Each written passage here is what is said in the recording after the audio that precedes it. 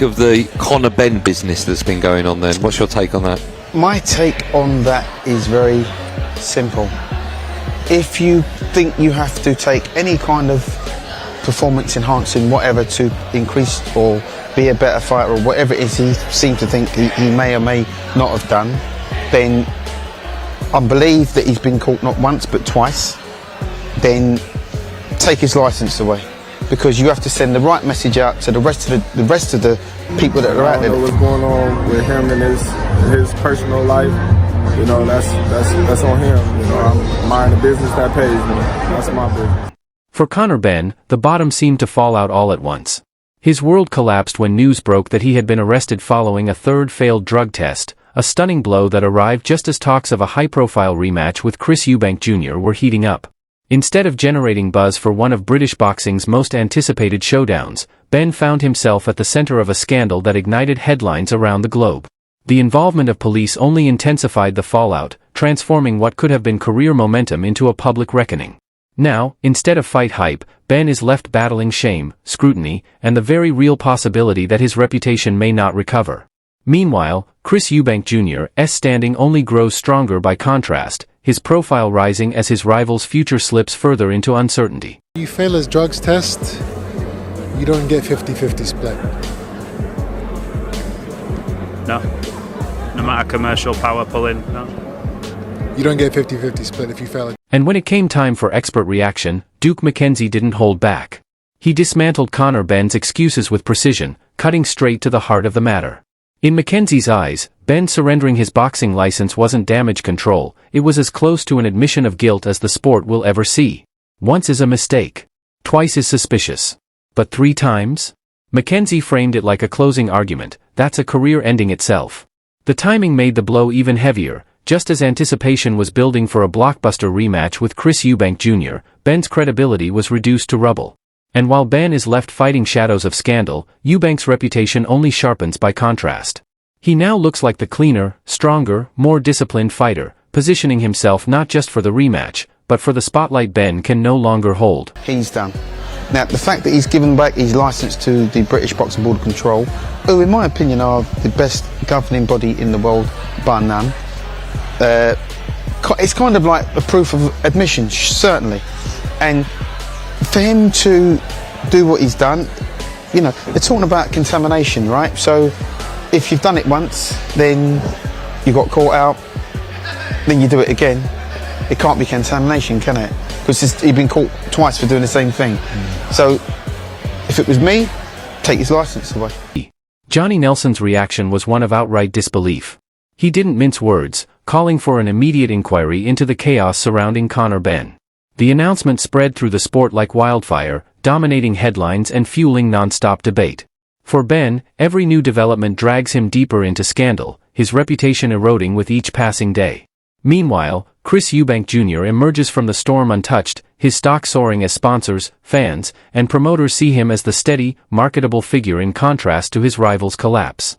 The picture couldn't be clearer. On one side, a fighter scrambling to explain away disaster. On the other, a contender sharpening himself for greatness. There is going to be, there needs to be an inquiry straight after this, why, what. But that's what I'm hearing. Chris Eubank Jr. has made his position unmistakable. He doesn't need Conor Benn to validate his career or define his legacy. The rematch may still be sitting on the table, but Eubank has already signaled that if Benn continues to sink under the weight of scandal, he'll walk away unscathed. The contrast is striking, and fans aren't blind to it. Benn is seen battling headlines, courtrooms, and the shadow of handcuffs, while Eubank projects composure and control. One fighter's career is collapsing under scrutiny, while the other's trajectory only climbs higher, reinforced by discipline and stability. In the court of public opinion, Eubank doesn't just look like the cleaner fighter, he looks like the man ready to seize center stage, with or without Benn standing across from him. There's no message. The offer's been sent, and you either take it or leave it. And if you leave it, then I'm going to be great either way. Is it done forever if this is a no this time? I'm not going to say that. You know, the fight's never done forever. As long as we're still breathing, the fight is going to be of interest to us. Then came Eddie Hearn, stepping forward in defense of Conor Benn with what sounded more like a plea than a statement. He urged patience, insisting that Benn was innocent despite the mounting evidence. But to many fans, and much of the boxing world, Hearn's words rang hollow, like a desperate attorney clinging to a crumbling case. After 3 failed tests, calling Benn blameless struck most as laughable, a narrative too fragile to hold under scrutiny. The sport isn't buying it, and the public isn't protecting Benn's shattered image. In contrast, Chris Eubank Jr. requires no spin, no carefully crafted defense. His discipline, professionalism, and steady rise speak louder than any promoter's attempt to salvage a reputation already in ruins.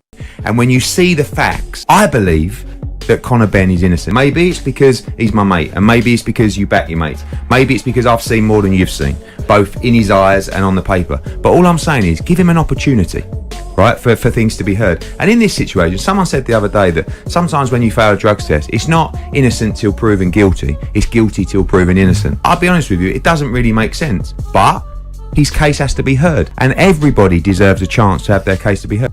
Duke McKenzie struck a raw nerve when he framed Conor Benn's downfall as more than just personal failure. It was, in his words, a slap in the face to his father's legacy. Nigel Benn carved out his place in British boxing through grit, discipline, and respect. He built a name that carried weight, a name feared inside the ropes. Now, with each failed drug test, that same name is being dragged through scandal and shame. Fans can see it clearly. This isn't only about Conor, it's about the Benn legacy itself being stained in full view of the sport.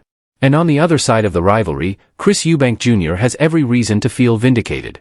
He's stayed clean, maintained discipline, and now holds the moral high ground in a feud that once seemed built on equal footing. While Benn leans on excuses and the safety net of promoters, Eubank's reputation only strengthens. This scandal hasn't just derailed a fight, it's struck at a family's pride, leaving one legacy in tatters while the other rises untouched. It's just wrong, in my book. You know what? I also think that, you know, what he's done, it's like a slap in the face for. Simon Jordan and Spencer Oliver gave voice to what much of the boxing world has already concluded: Conor Benn is out of chances. A single failed test might be explained away. A second failure raises suspicion. But a third? That isn't bad luck, that's career suicide. As one blunt verdict put it, Benn is Gonski. And beneath the soundbites lies a deeper concern. This isn't only about punishing one fighter, it's about safeguarding the very integrity of the sport. If athletes believe they can cheat repeatedly and walk away with nothing more than a slap on the wrist, then the foundation of boxing itself begins to crumble. Meanwhile, Chris Eubank Jr. represents the opposite. He doesn't need shortcuts, loopholes, or excuses. He's built his career on discipline, resilience, and consistency, the very qualities fans are now rallying behind. Benn, by contrast, has become a symbol of everything wrong with modern boxing. And as for that highly anticipated rematch? At this point, it looks less like a possibility and more like a fantasy. Because Conor Benn isn't just on the ropes, his career is finished. Listen, I've always been strong on that. I've always been strong on the fact that I don't believe in giving them a second chance. You're basically saying, no 3 strikes and you're out. No 3 strikes and you're out. No. One, you fail a test and gone ski. Absolutely, because I just believe then that moving forward, people would think twice about doing it. If they think, well, you know what, I'll get a second chance anyway. Frank Warren didn't sugarcoat it. He laid it out as plainly as possible. The much-hyped showdown between Chris Eubank Jr. and Conor Benn is now a non-starter. The failed drug tests, the arrests, the lawsuits, the constant swirl of chaos around Benn, it's become a circus, and the sport has no appetite for it. What could have been one of Britain's defining rivalries, a throwback clash carrying the weight of legacy, has instead been poisoned beyond repair. Fans who once dreamed of a classic, all-action war have been left with nothing but scandal-laced headlines. And the contrast could not be clearer. Eubank doesn't need this drama to validate his place. He can line up clean opponents, headline massive nights, and let the fights speak for themselves. Benn, on the other hand, has become boxing's problem child, a liability whose name now sparks controversy rather than excitement. The penny has finally dropped. This isn't a rivalry anymore. It's a cautionary tale, a tragedy of what was lost before it ever had the chance to truly begin. The penny dropped that the fight could never go forward, and some of the stuff that's come out since about people being, the board being sued and something, but this level is just a non-runner.